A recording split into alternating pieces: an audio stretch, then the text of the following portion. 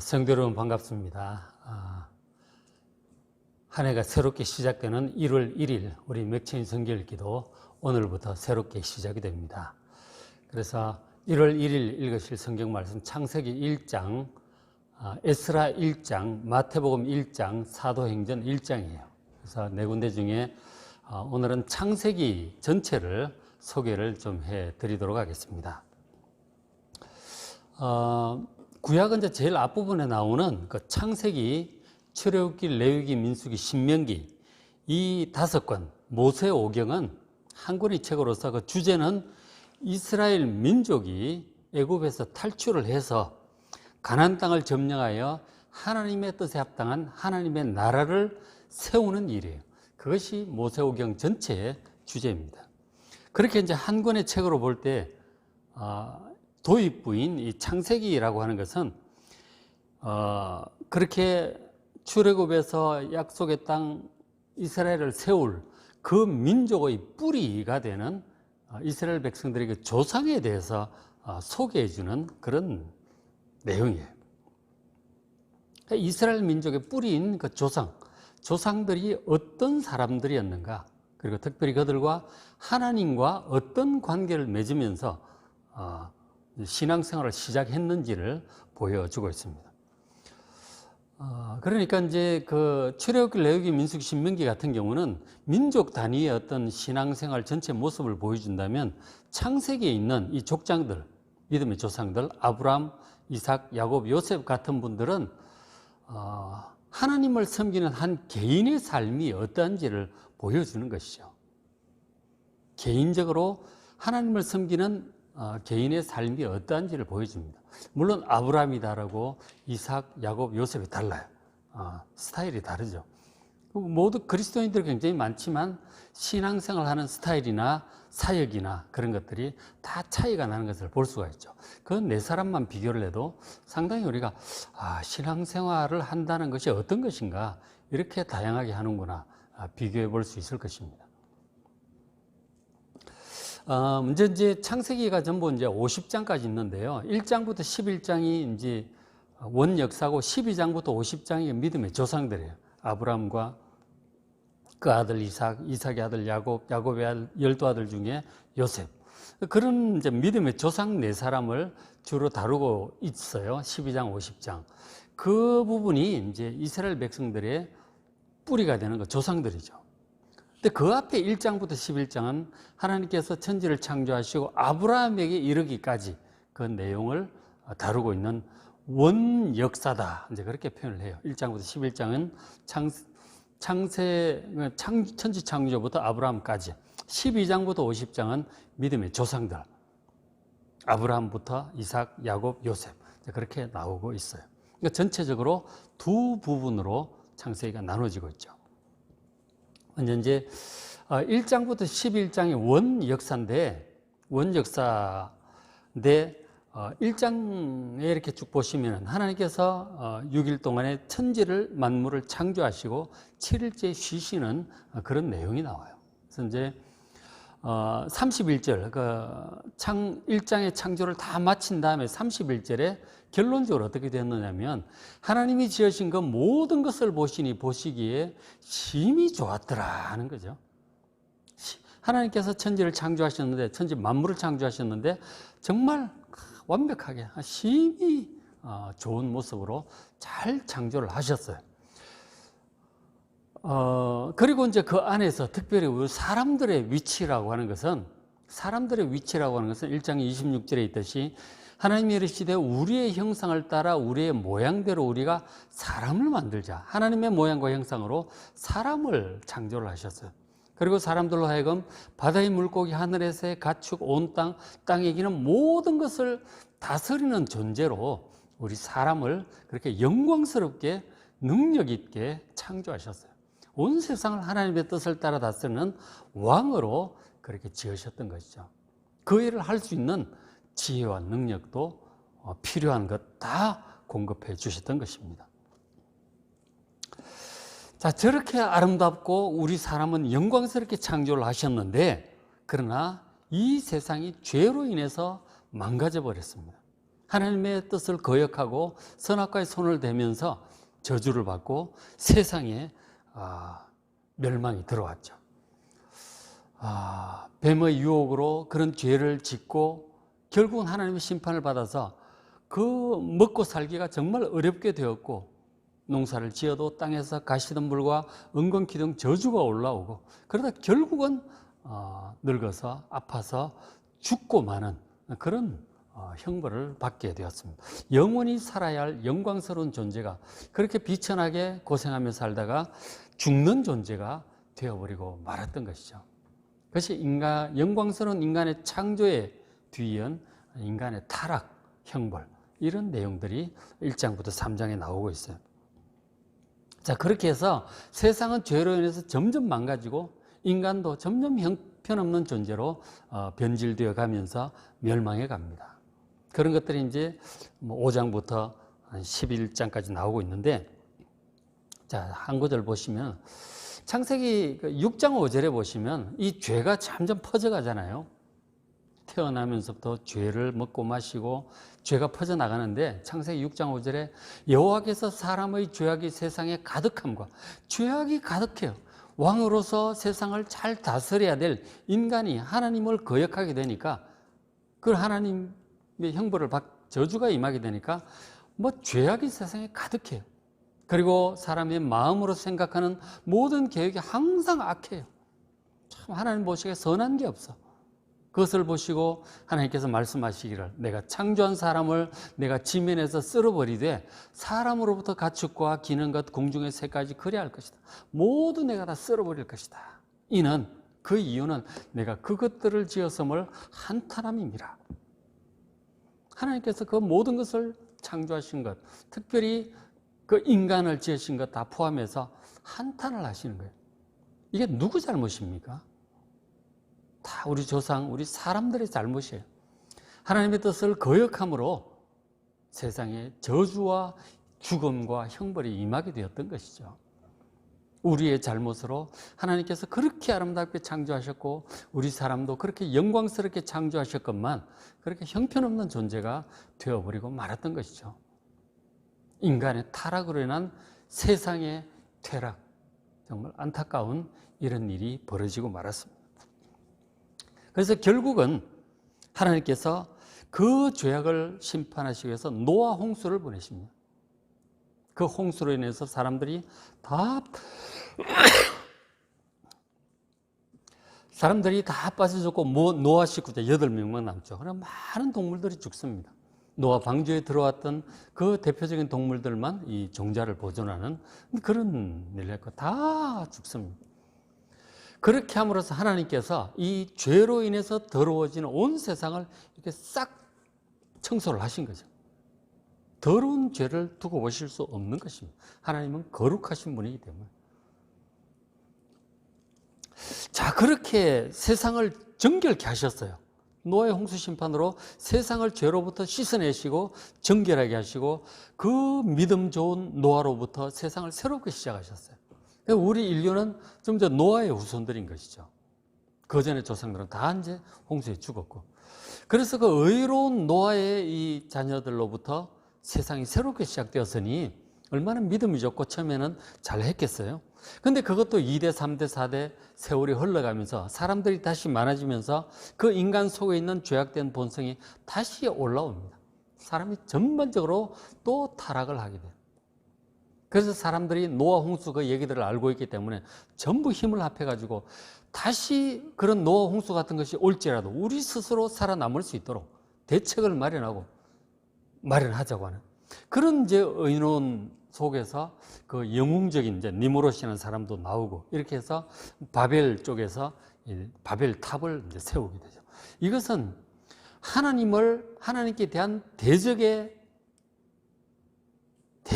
대적하는 일이고, 그리고 하나님 없이 인간 스스로 살겠다고 하는 하나님을 대적하고 하나님을 떠나간 인간의 죄악된 모습을 또 보여주는 것이죠. 그러니까 인간들이 연합을 하면, 힘을 합하면 하나님을 대적하게 되는 거예요. 인간이 지혜가 있으니까. 하나님께서 도저히 저 인간들이 저렇게 악한 생각으로 힘을 합하여 하나님을 대적하고 세상을 저렇게 잘못 이끌어가니 더 이상 연합하지 못하도록 하나님께서 그 당시 사람들의 말을, 언어를 흩어버리셨어요. 그러니까 말이 안 통하게 만들어버리신 것이죠. 그래서 결국 사람들이 함께 힘을 합하여 연합하여 하나님을 대적하는 일을 하다가 말이 통하는 사람들끼리 모여서 뿔뿔이 산지 사방으로 다 흩어져 버렸어요.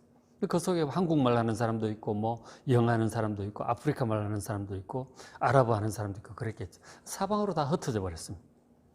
그런 내용이 이제 창세기 11장까지 나오고 있습니다. 인간들의 그 죄악이라고 하는 것은 이 노아 홍수로 세상을 정결케 하셨어도 세월이 지나니까 또 다시 다 더러워지는 거예요. 그 죄의 뿌리가 사람 마음 속에 있기 때문에 결국 그 죄를 해결을 해야 이제 일이 되는 거예요. 해결이 되는 것이죠. 어쨌든 사람 마음 속에 있는 죄로 인하여 세상은 다시 죄로 가득 차 버렸습니다. 자, 바벨탑 사건 이후에 하나님께서 우리 인간들 그리고 세상 만물을 이 죄로부터 멸망으로부터 구원하시려는 영적인 노력을 이제 본격적으로 시작하십니다. 구원과 회복을 위한 구체적인 노력의 스타트가 바로 아브라함을 택하신 일이었어요. 거기서부터 하나님의 구체적인 구원 사역은 시작이 됩니다. 자, 창세기 12장부터 이제 아브라함 얘기가 나오기 시작해요. 아브라함이 죽는 것이 25장, 12장부터 25장이 아브라함에 관한 기록을 해주고 있습니다.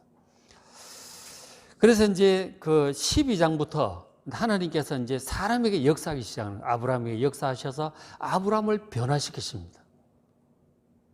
우리 그 조상들이 하나님께 대한 불신앙과 불순종으로 거역하고 떠났던 것과 달리, 우리 아담과 하와 조상들과 달리 이 아브라함은 하나님을 절대적으로 믿고 순종하는 사람으로 변화시켜 나아가시는 그런 모습을 기록해 두셨어요. 아브라함 인생 전체가 그렇게 하나님께 대한 절대적인 믿음과 순종으로 살아가는 사람으로 변화해가는 그런 과정을 보여주고 있죠. 그래서 하나님께서 아브라함을 저렇게 변화시키기 위해서 아주 많이 노력하셨어요. 여러 가지 일들을 인내심도 가지시고 긴 세월에 걸쳐서 아브라함을 믿음의 사람으로, 순종의 사람으로 변화시켜 가십니다. 그래서 아브라함이 그렇게 해서 구원받고 하나님의 사람이 되고 하나님의 원래 그 자녀의 형상을 회복해 갑니다. 아브라함 속에서. 그리고 그 아들은 이삭도 마찬가지고요. 아브라함처럼 믿음의 사람이었어요. 그리고 그 이삭의 아들 중에 야곱도 믿음의 사람이었고, 그리고 요셉도. 이런 믿음의 사람들이 각각 다른 형태로 살아가지만 하나님 향한 진실한 믿음과 순종으로 그렇게 살아가면서 그들이 정말 온전한 하나님의 사람으로 변화되어 가는 모습을 우리 12장부터 50장까지 여러분 보실 수 있을 것입니다. 그래서 창세기 뒷부분, 특별히 그 앞부분은 인간의 죄악에 대한 부분이죠. 원역사는 인간의 죄로 인해서 타락한 모습을 보여준다면 12장부터는 하나님께서의 구원의 역사를 시작하시는, 아브라함을 구원하시고 변화시키시고 그리고 조상들을 변화시켜가는 과정을 볼 수 있습니다. 그래서 창세기를 읽으시면서 믿음의 조상들이 어떻게 하나님을 만나서 어떻게 변화되어 가는지 그 과정을 여러분 잘 배우는 그런 창세기를 읽는 기간 되시길 바랍니다. 창세기가 50장까지 있잖아요. 그래서 50일까지 가니까 그 아마 1월, 2월 중순까지 이제 창세기를 보시게 될 거예요. 특별히 믿음의 조상들에 대해서 아브라함의 변화되는 과정, 그런 것들을 잘 보시길 바랍니다. 자, 아브라함 이제 하나님을 섬기게 되는데 12장 1절에 여호와께서 아브라함에게 찾아오셔서 75세 때, 아브라함 아버지가 우상을 만들던 사람이라고 하는데 전해지는 전성에 의하면 어쨌든 그 아브라함에게 찾아오신 거죠. 그러니까 원래 아브라함의 이름은, 원 이름은 아브람이었어요. 나중에 아브라함으로 바꿔주셨죠. 자, 아브라함에게 75세 때 찾아오셔서 말씀을 하셨어요. 내가 너로 큰 민족을 이루고 내게 복을 주어 내 이름을 창대하게 하리니 너는 복이 될지라. 아브라함은 75세 때까지 아직 아들을 낳지 못하고 있었어요. 쓸쓸하게 지내고 있었죠. 근데 그 찾아오셔서 너로 하여금 큰 민족을 이루고 번성케 하겠다. 지금 아브라함 애 하나만 좀 낳았으면 좋겠다는 간절한 소원인데 이 가문 번성 정도가 아니고 민족을 이룰 거라는 거죠. 엄청난 복을 약속을 하셨어요. 그리고 너는 창대하게 될 것이고 너는 복이 될 것이다. 그리고 더 나아가 3절에 땅의 모든 족속이, 세상에 많은 민족들이 있잖아요. 말이 다른 민족들이 있는데 그 족속들이 아브라함 너로 말미암아 복을 얻을 것이다. 이 복은 바로 구원의 복을 얘기하는 거예요. 구원받아서 하나님의 자녀의 온전한 형상이 회복이 되고, 그리고 사망 권세, 죄의 권세로부터 벗어나서 온전한 하나님의 사람으로 회복되는 것, 그 구원의 복을 의미하고 있습니다. 아브라함의 그 믿음을 통해서 천하 만민이, 천하의 모든 족속들이 구원의 복을 받게 될 것이다. 그렇게 약속을 하신 것이죠. 어떻게 하면? 아브라함처럼 하면 되는 거예요. 아브라함이 어떻게 살았는지, 특별히 창조주 하나님께 대해서 어떤 마음, 어떤 태도로, 어떤 관계를 가지고 살았는지, 그것이 가장 중요합니다. 하나님과의 관계가 회복이 되어야 되는 것이죠. 하나님과 동행하는 그런 삶을 여러분 아브라함을 통해서 배우시기 바랍니다. 아브라함의 믿음과 아브라함의 순종이에요. 그래서 아브라함은 하나님과 동행하는 삶을 저렇게 살기 시작합니다. 75세 때. 자, 그런데 이제 여러분 12장에서 25장까지 쭉 읽다 보면 아브라함 인생이 전반적으로 족장이고 능력 있고 다 형통해요. 근데 정말 아브라함이 잘 못하는 거, 영 안 풀리는 문제가 하나 있었는데, 그것이 바로 아들을 못 낳는 그 문제였어요. 75세까지 아들을 못 낳고 있으니까 하나님 찾아오셔서 저렇게 번성하게 하고 내 후손은 민족을 이룰 거라고 하니까 아들은 확실히 낳겠구나, 뭐 이런 생각을 했을 거 아니에요. 근데 하나님께서 저렇게 약속을 하셨는데, 그래서 가산 다 정리해서 고향 떠나서 하나님 따라다니는 새로운 삶을 시작했는데, 이거 5년 10년 세월이 흘러가는데 애를 못 낳는 거죠. 나이는 자꾸 들어가고 초조해지는 거예요. 근데 그래가지고 이거 뭐 실망하고 이거 하나님 믿어봤자 소용없는 거 아닌가, 그런 회의도 드는데, 그때마다 하나님 뭐 확실하게 말씀을 해요. 아니다. 너의 자손이 크게 번성하게 될 거다. 걱정하지 마라. 기다려라. 자꾸 그러시는 거죠. 그런 문제. 그러기를, 그러니까 하다가 안 되니까 양자를 드려볼까? 그 하나님 하지 말라고 하시니까 또 뭐 젊은 아내를 얻어서 좀 애를 낳아볼까? 뭐 그렇게도 시도했다가 애를 낳는데 하나님 그 애는 아니라는 거죠. 너희 본처 사라가 아들을 낳아줄 거다. 그렇게 하는데 애를 못 낳는 거예요. 그러기를 뭐 아브라함 99세까지 갑니다. 아내는 89세. 그 25년을 그렇게 하나님께서 애를 낳게 해주겠다고 약속을 하셨는데 애를 못 낳는 거죠. 25년을 그렇게 흘러갑니다. 그게 아브라함에게 정말 가장 마음 아픈 일이고 고민거리였던 것이죠. 하나님 분명히 약속하셨는데 애를 안 주시는 거예요. 왜 그렇게 하시는지 참 아브라함이 굉장히 그것 때문에 힘들어했습니다.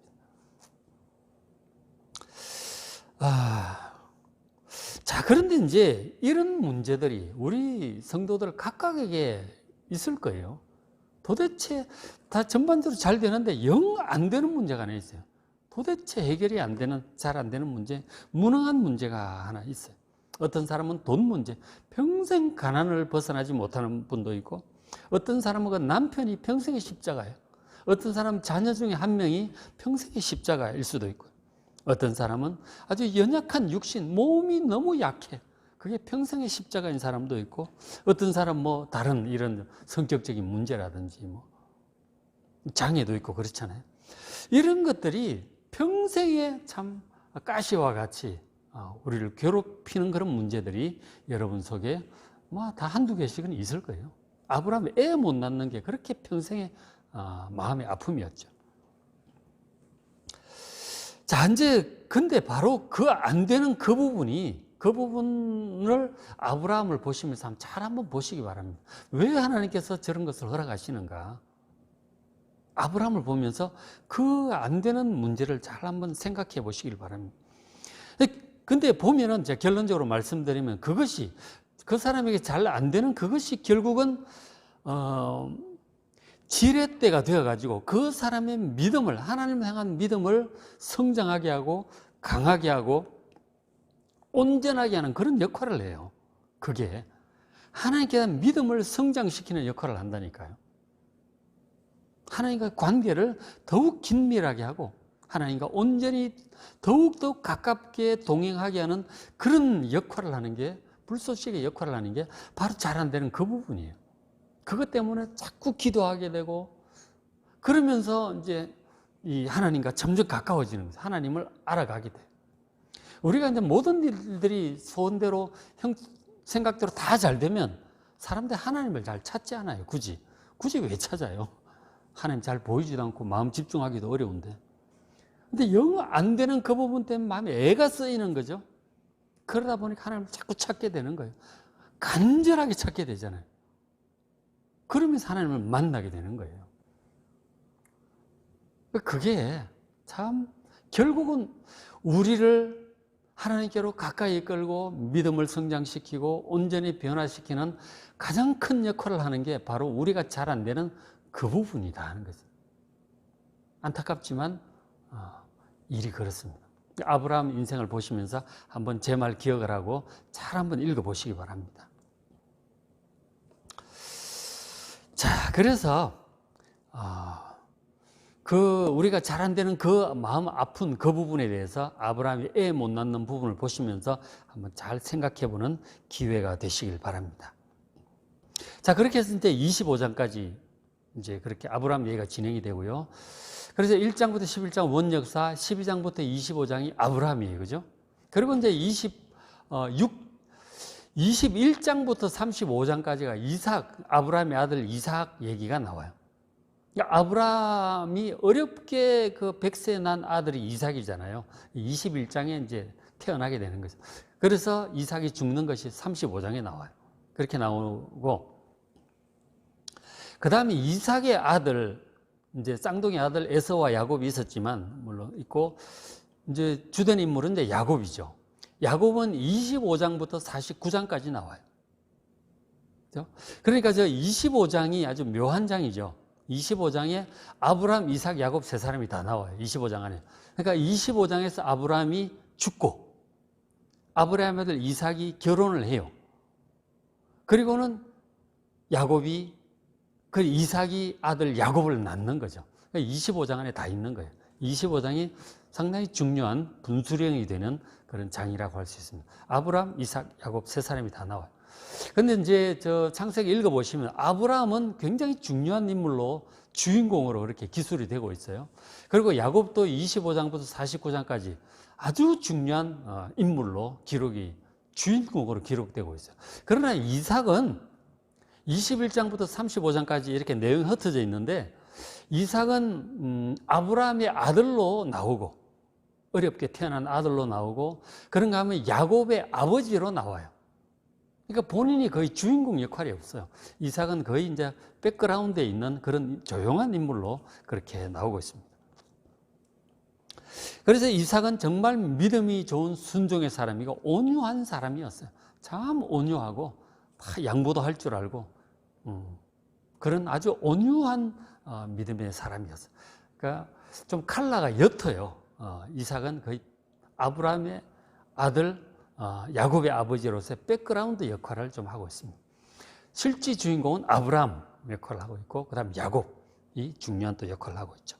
자, 야곱이 25장부터 49장까지 이렇게 기록이 되어 있는데 이 야곱은 할아버지 아브라함 그리고 아버지 이삭으로 이어지는 하나님의 그 축복을 간절히 사모한 사람이었어요. 이삭은 자기 쌍둥이 형제가 있었단 말이에요. 이삭의 아들 둘이가 쌍둥이였어요. 에서와 야곱이었는데 에서가 형이고 야곱이 동생이에요.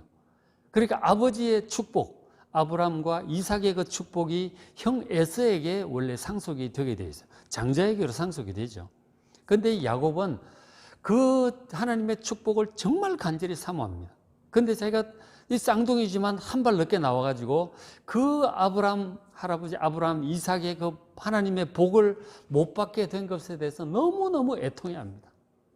그래서 뱃속에부터 싸웠다 그러잖아요. 먼저 나오려고. 그럼 한 발 늦었죠. 그래가지고 그 형님의 축복권, 장자의 축복권, 하나님의 축복을 받기 위해서 형 에서에게 팥죽 팔아가지고 달라고 그러고, 뭐 나중에 아버지 이삭 눈이 잘 안 보이니까 속여가지고 축복을 가르치고 막 그렇게까지 해요. 그러니까 한마디로 뭐냐면, 그것을 인간적으로 볼 때는 우리가 정말 속이는 자고 사기치는 자고 나쁜 사람이다, 그렇게 이제 말할 수도 있지만, 그러나 그것이 뭐 세상에 출세하려고 돈 벌려고 그런 게 아니에요. 아브라함, 이삭으로 이어지는 그 하나님의 축복을 향한 너무너무 간절한 마음인 것이죠. 어떤 대가를 치르더라도 그 하나님의 축복을 내가 받아야 되겠다는 거예요. 하나님을 사모하는 거예요. 세상의 출세를 사모하는 것이 아니고 하나님의 축복을 사모하는 사람이었어요. 구원의 복을 얘기하는 거예요. 세상의 성공적인 그걸 사모하는 것이 아니고 하나님의 구원의 복을 사모하는 거라니까요.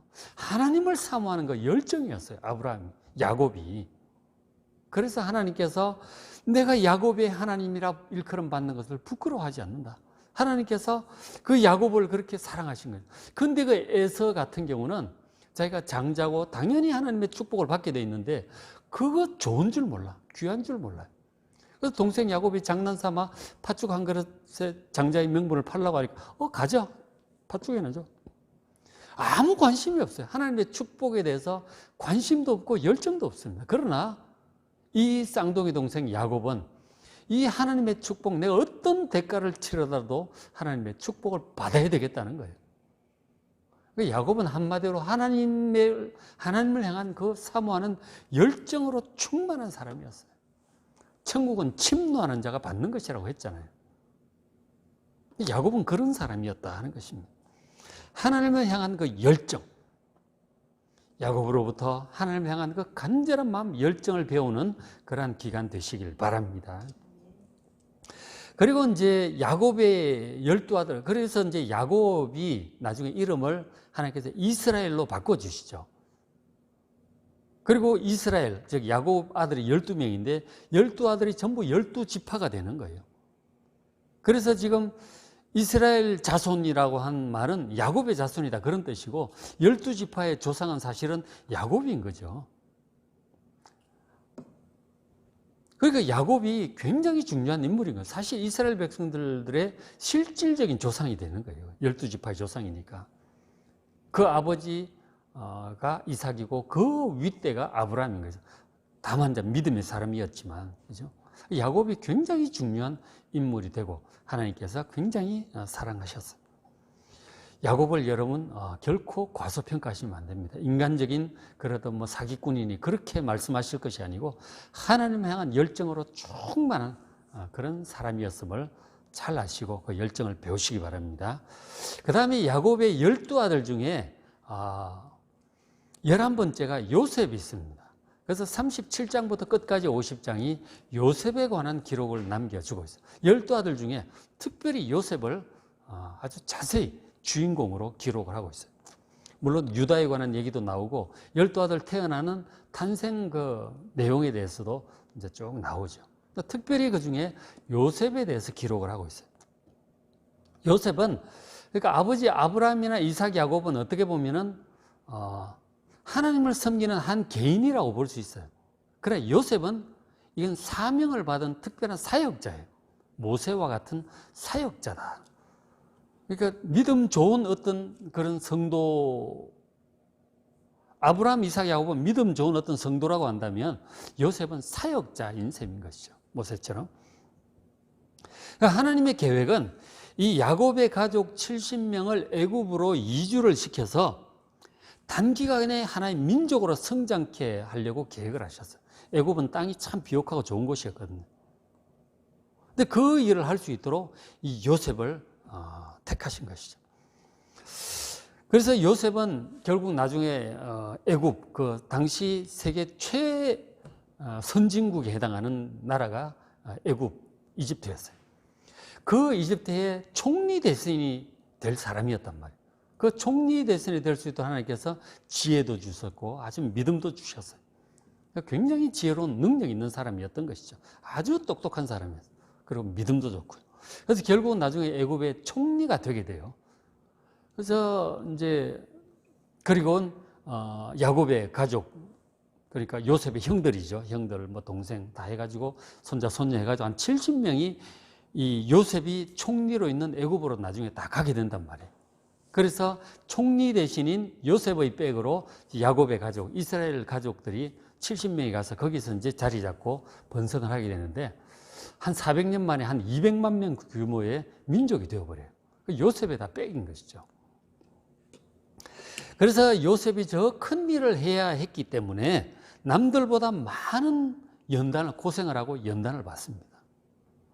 그래서 그 사명을 훌륭하게 완수를 하게 되죠. 그리고 50장에 요셉도 죽습니다. 그래서 우리가 믿음 좋은 한 개인으로 성도로 살아가는 것과 사역자는 또 다른 거예요. 사역자에게는 사명이 클 때는 그만큼 연단과 고생도 많다는 사실을 우리가 좀 알 필요가 있어요. 우리가 고생이 많다면 하나님께서 나에게 특별히 맡겨주실 사역이 있나 보다. 여러분 그렇게 생각해도 좋습니다. 그러니까 어려운 일이 많이 다가올 때 여러분 원망 불평하지 마시고 흔들리거나 하나님께 대한 믿음이 흔들리거나 의심하지 마시고 그걸 힘들다고 도망가지도 말고 요셉처럼 이 고난과 연단의 과정을 잘 통과하시면 하나님께서 귀하게 사용하실 것입니다. 그래서 지금 그 창세기 이제 전체를 보면 앞에 원 역사는 인간의 타락, 죄로 인한 타락의 모습을 보여주고 있고 12장부터 하나님의 구원의 역사가 시작되잖아요. 그래서 믿음의 조상들 아브라함, 이삭, 야곱, 요셉 이 네 사람에 관해서 나오는데 저분들이 하나님을 만나서 어떻게 믿음이 자라고 사람이 변화되어 가는지 그런 과정들을 창세기를 통해서 보고 저들의 믿음을, 삶을 배우는 그런 귀한 시간 되시길 바랍니다. 자, 오늘 맥체인 성경 읽기 창세기 1장, 에스라 1장, 마태복음 1장, 사도행전 1장 읽으시고 은혜 많이 받으시기 바랍니다.